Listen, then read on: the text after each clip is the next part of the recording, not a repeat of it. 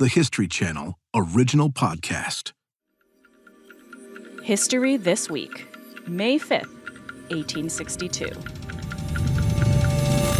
I'm Alana Casanova Burgess.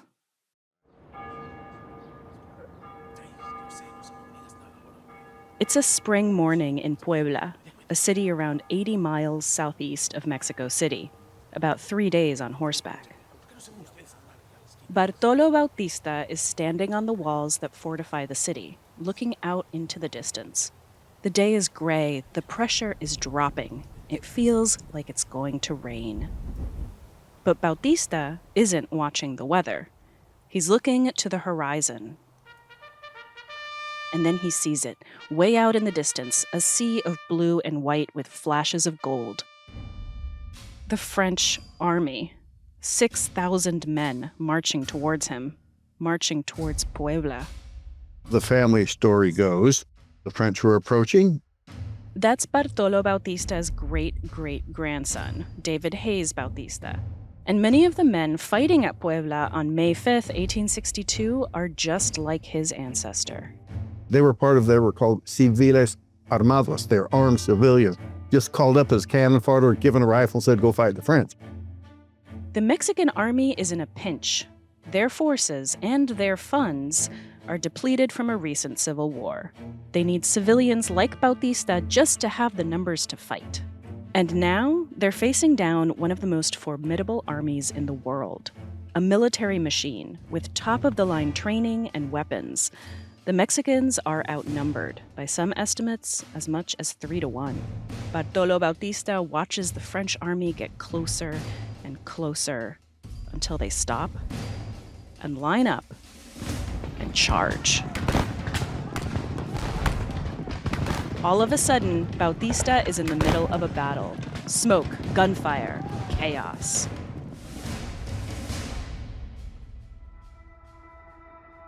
Soon, he's surrounded. And they got cut off, captured by the French. Bartolo and his fellow soldiers are told, prepare to die. The French lined them up against the wall. They were going to be executed. They tell the soldiers to take off their shirts. The French army needs clothing and don't want it bloody. My grandfather took off his shirt, and suddenly the rifles were lowered. The French soldiers confer amongst themselves. Then one of them points straight at Bartolo Bautista. Why? So the story goes, he had a birthmark in the form of a hand right over his heart. The birthmark saved him, or so the family story goes. The French soldiers are superstitious. Shooting a man with that birthmark would be bad luck. So detailed you could even see the fingernails on the fingers. So they let him go.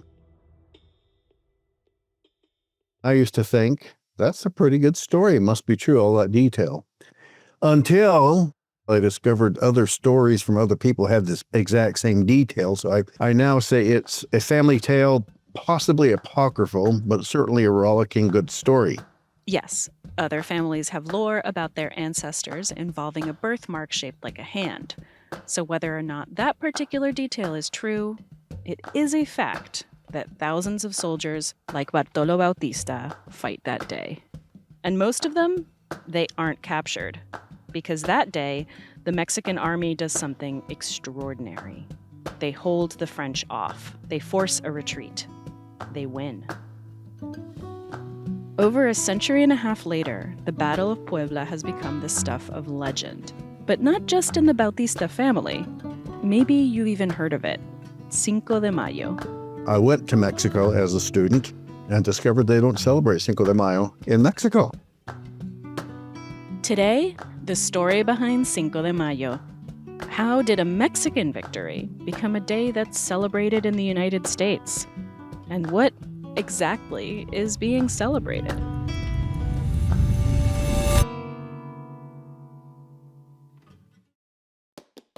The origins of Cinco de Mayo do have their roots in Mexico, but not today's Mexico. Mexico used to encompass what's now California, Texas, Utah, Nevada, Arizona, New Mexico, and parts of Colorado, Wyoming, Oklahoma, and Kansas. And at this moment, the region that will become the state of California is on the precipice of radical change. Along comes what I call the Latino Big Bang, the 10 days that changed the Spanish-speaking world, not only in California, not only in Mexico, but around the Western Hemisphere. That's David Hayes-Bautista again. In addition to having a family connection to this story, he's also a professor at UCLA who wrote a book on the history of Cinco de Mayo. And this Latino Big Bang he describes, within just 10 short days, two things will happen that will change the country and the world forever. The first, in the foothills of the Sierra Nevadas. Gold. It's discovered in California in 1848. Lots of it. And people start heading west to make their fortune. But there's other people who are actually heading north. It set off a huge wave of in-migration from Mexico, Central America, South America, the Caribbean, Brazil, even Spain, into California seeking gold. This flood of migration, the beginning of the gold rush, had already begun when the second major change hits California 9 days later. On February 2nd, 1848, it becomes a part of the United States. People who on February 1st went to bed as citizens of the Republic of Mexico woke up the next morning as citizens of the United States. The U.S. essentially buys 525,000 square miles of land from Mexico for $15 million in the Treaty of Guadalupe Hidalgo, including the newly gold-rich territory of California. For those living in those 525,000 square miles, this is a shock to the system. If they choose to stay in the United States, they're going to be subject to a whole new set of laws. Mexico's constitution was much more progressive than the U.S.'s. It banned slavery. It promoted racial equality. And overnight, all of those rights have been pulled back. And these former Mexican citizens are upset. Well, Latinos did not like that, so they went to the California Constitutional Convention, and they argued in Spanish. And they win. So actually, California came in as a state very different from the other states. Bilingual, no slavery, racial equality, a married woman having rights. Largely due to the gold rush, California's Latino population is growing, and a brand new bilingual, bicultural community flourishes. But the gold rush also brings in white migrants from all over the U.S., and as a result, Latinos face severe discrimination. Unfair foreign miners' taxes, predatory land laws, even lynchings. Still, there was strength in numbers, and this new Latino American culture thrives. Operas, theaters, newspapers. In spite of all the lynchings and everything else, Latino civil society really took root. An essential part of this new cultural boom are those Spanish-language newspapers.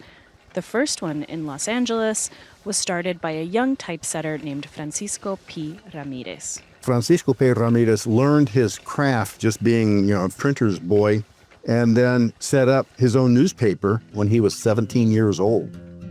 Ramirez's newspaper, El Clamor Público, would play a vital role in the political life of Latinos in California. And it isn't the only one. Newspapers like Ramirez's connect readers to current events in both the U.S. and in Mexico. Some of those readers have been citizens of both of these fledgling democracies. They care about the future of both countries. But those futures, they're about to come under threat. Because soon, two wars will be fought. One in the U.S. and one in Mexico. Two democracies will fight for freedom, their values, and their survival. And Latinos are going to play a major role in both.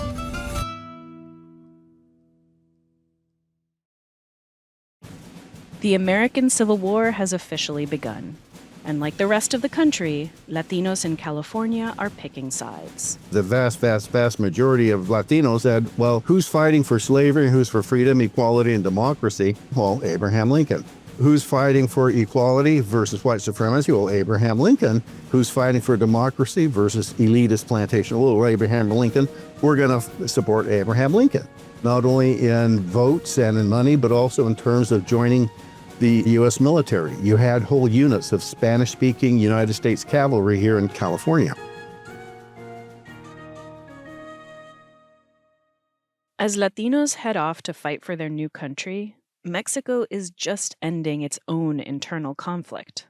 There had been a civil fight, almost civil war in Mexico between the liberals who were propounding this new constitution, and there were conservatives who always had in the back of their mind bringing back some member of nobility to rule Mexico. The liberals are led by President Benito Juárez, a Zapotec orphan who had made a name for himself as a lawyer, then a judge, and now the country's first indigenous president. Juárez is an advocate for freedom, democracy, and civil rights. He's more progressive than his U.S. counterpart, Abraham Lincoln. He advocates not only for no slavery, but also for expanded rights for the poor, workers, and women. And after years of fighting forces opposed to his constitutional rule, Juárez has finally triumphed. But this victory has created a new set of problems. Juárez inherited a government that had contracted large debts with French, British, and Spanish banks. So the British, the French, and the Spanish governments got together, formed a triple alliance to go into Mexico and demand that this debt be paid. Mexico is broke and in debt to three of the world's biggest military powers: France, Britain, and Spain. They haven't made any loan payments in 2 years. And in December 1861, those powers land on the shores of Veracruz in southeast Mexico and demand payment. After some tense negotiations, Juárez reaches some agreements. Juárez was able to convince the British and the Spanish bankers, look, I've got nothing here, let's get our economy going first. And so they withdrew, but that left the French. The French aren't willing to absolve the debt. They're led by Napoleon Bonaparte III, nephew to Napoleon, the one you think of when people say Napoleon. Napoleon III is a distinctive man: red hair, a bushy beard, and a pointed mustache. He's elected president of France in 1848, but soon declared himself emperor, just like his uncle. And Napoleon, he's after more than just Mexico's money. He's eager to reassert France's power on the world stage and expand his empire. Mexico's debt is the perfect excuse for an intervention, one he can leverage into a full takeover. He even has the perfect puppet to replace President Juárez, someone with a pedigreed bloodline from the House of Habsburg, whose favor would benefit Napoleon's political ambitions in Europe: the Austrian Archduke, Maximilian. Napoleon wants to conquer Mexico, install Maximilian as leader, and then look north. Napoleon III loved the Confederates. He hated the United States. He hated the idea of democracy. He hated Abraham Lincoln. Napoleon III's personal sympathies might lie with the Confederacy, and for a time, it looks like he's considering intervention. But the Union Navy is blockading the entire eastern seaboard of the U.S. Napoleon figures if he can secure Mexico, he can establish a supply line straight to the Confederacy up from the south and help defeat Lincoln. Benito Juárez needs to stop Napoleon, both to preserve his own democracy in Mexico and democracy across the continent. This existential battle is felt by Latinos in the U.S. They have a stake in both wars. For Latinos, here in California, it was one war with two fronts. One front against the Confederates and one front against the French. In December 1861, Napoleon's army lands at Veracruz. The French proclaim, "France's flag has been planted on Mexican soil, and this flag will not retreat. Let fools dare fight it." The French are here to take the country. They capture Veracruz. President Juárez flees north to Mexico City, and 6,000 French troops set off after him. But before they could get to Mexico City to take over the government and then bring in Maximilian, they had to pass through the town called Puebla. But the French aren't worried. They'd already taken Veracruz with little resistance. Was Puebla really going to give them a fight? It's May 1862, and the word has already spread through Puebla and the surrounding towns. The French are coming. Thousands of men take up arms. Among those men is likely Bartolo Bautista. Their leader, a young man appointed by President Juárez himself, General Ignacio Zaragoza. Things are looking bad. The French are marching towards Mexico City. And what happened on the morning of May the 5th, the French, who were probably pretty cocky, because they hadn't encountered much opposition ever since they left the stronghold at Veracruz. They charged, just thinking this will be over by noon. But General Zaragoza is ready. They were repulsed, so they gathered their forces and they charged again, and they were repulsed, and they charged again, and they were repulsed. By the end of the day, the 5th of May, Cinco de Mayo, the French haven't taken Puebla. In fact, they've lost around 1,000 men, a sixth of their troops. We get to the next day, May 6th, the French army lines up, and then it retreats. The casualties were just too high. For the first time since the Napoleonic War, the French army left the field of battle. Puebla remains free. Juárez remains president. The French retreat back to Veracruz. They're not leaving Mexico. But this is still a huge victory, and news travels fast. All of this is being reported in great detail by the Spanish language newspapers here in California. For Latinos in the U.S., this victory is a relief. They need the good news because there's another front to what they see as this broad continental struggle. And that other front, the American Civil War, is not going their way. People up and down the state of California and into Nevada heard of this victory. And when it was compared to defeat after defeat after defeat for Abraham Lincoln's Army of Freedom and Democracy, suddenly here's this little ragtag Mexican army beats the French.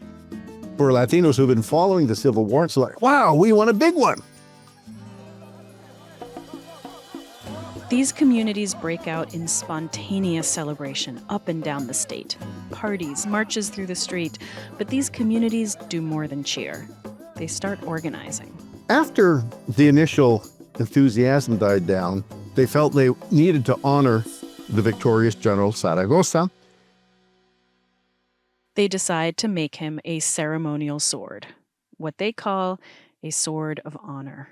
The newspapers just basically sort of said, gee, it'd be nice. And suddenly people started sending money in. A lot of money, like thousands of dollars.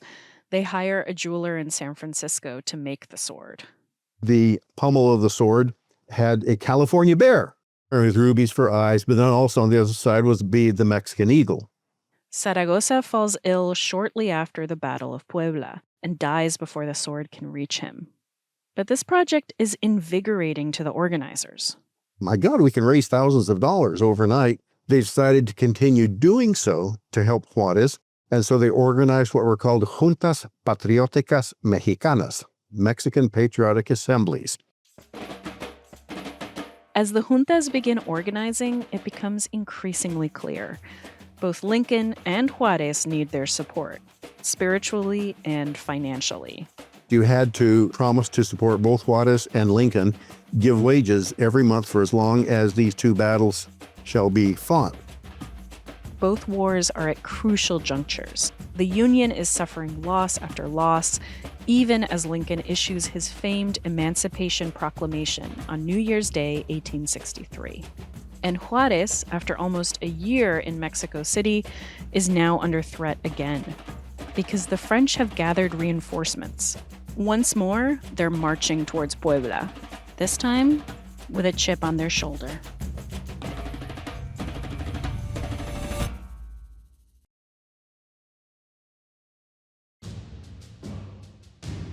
By March of 1863, Napoleon III is gearing up for another attempt to take Puebla, and he's determined to do it before May 5th, the one-year mark of his defeat. Napoleon III took it as a personal affront that a group of Indians would beat the mightiest army, and of course he was shamed that the French army left the field of battle. You're supposed to fight to the last person. So he needed to go back. For him, as a point of honor, to go back, take Mexico, and he had to go through Puebla. But Napoleon has learned he can't underestimate the Mexican army. And this time he comes prepared. He quintupled his forces. Originally, he had about 6,000 French that lost at Puebla. He then sent about 30,000 troops over. And they came back to Puebla, and they encircled it and laid siege to it so that no food or supplies could enter. The city is cut off. And again, just like the year before, the French attack. Once a day, almost regular as it can be, the French charge and get repulsed. The next day, charge, get repulsed. Next day, charge, get repulsed. So this is like a 2-month-long sudden death basketball game. I mean, and real about the death. I mean, this is for keeps. But every day it seemed like, are they going to take us now? Are they going to take us now? And they kept them at bay for 2 months. May 5th is approaching, the anniversary of the French defeat at the first Battle of Puebla. Napoleon has said we have to take Puebla before the Cinco de Mayo. We can't let them have the honor of the first annual celebration of Cinco de Mayo. But he failed. As of May 5th, 1863, the Mexican army still holds Puebla. And when news reaches Latinos in the U.S., they celebrate once again. They're commemorating the anniversary of the resistance the year before, and this continued resistance at Puebla a year later. The parties in Los Angeles are particularly festive. It wasn't just a private dance. It was like a whole huge thing where they had an honor guard, bonfires at night, huge parade the next day, speeches, events. Newspaperman Francisco P. Ramirez is chosen to give a speech. He tells the crowd that the struggle for Mexico is one for all of Latin America. He praises the work of the Juntas Patrióticas, and he ends his speech. Hurrah for independence, hurrah for liberty, hurrah for the Mexicans living in California. So there was this big celebration on Cinco de Mayo, and the Mexican flag still flies over Puebla. But that flag starts to falter. The effects of the siege were taking place. The Mexican troops ran out of ammunition. They ran out of food. Around about the middle, about May 15th or thereabouts, they finally said, okay, come and take us. We can't resist. At 5:30 a.m., Puebla raises the white flag. After 62 days of siege, they surrender. The Mexican army was taken prisoner. And of course, that had an immediately deflating effect on all this euphoria, because just 2 weeks earlier, it's, hey, Mexico, rah, rah, rah. Suddenly 2 weeks, oh my God, they're taking Puebla. On June 10th, 1863, French forces capture Mexico City. Napoleon III installs his puppet, Maximilian, as the Emperor of Mexico.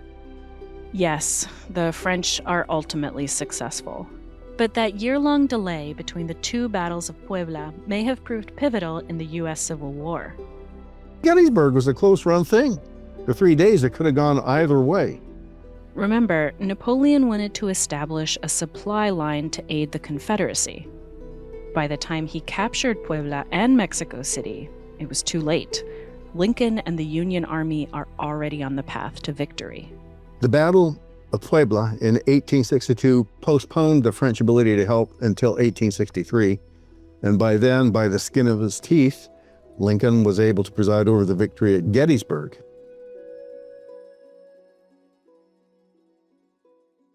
The Union carries this momentum through the end of the Civil War and defeats the Confederacy in April of 1865.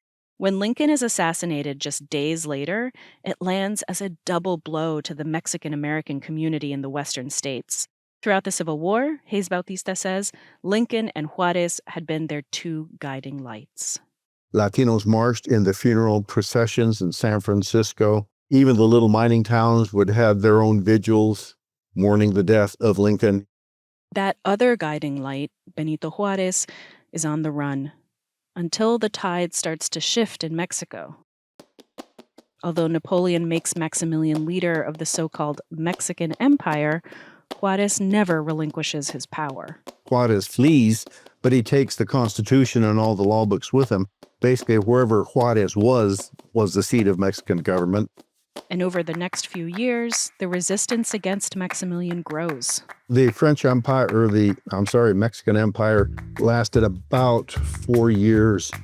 That never really completely conquered the whole area because Juárez was able to maintain support. Eventually, Napoleon III withdraws.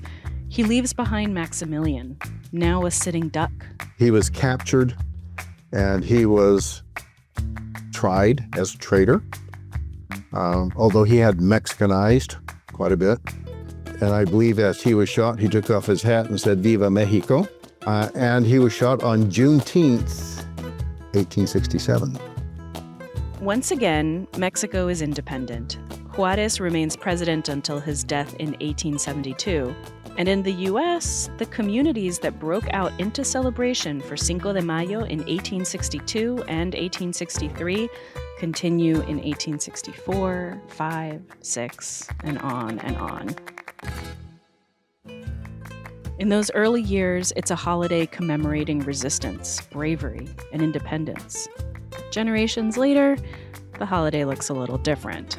The story behind Cinco de Mayo has largely been forgotten, but it's one worth celebrating. I would like it to be celebrated today for the same reason it was celebrated back in 1862, when Latinos marched in the streets to let the world know where they stood on the issues of the American Civil War, that they supported freedom and opposed slavery. They supported racial equality. They opposed white supremacy. They supported government of the people, by the people, and for the people. It was about human rights, civil rights. It's gone a long way from that, but I'd like for us to bring it back because these issues are very real. They're still polarizing this country to this day. I would just like people to remember this is our skin in that game. It's called Cinco de Mayo.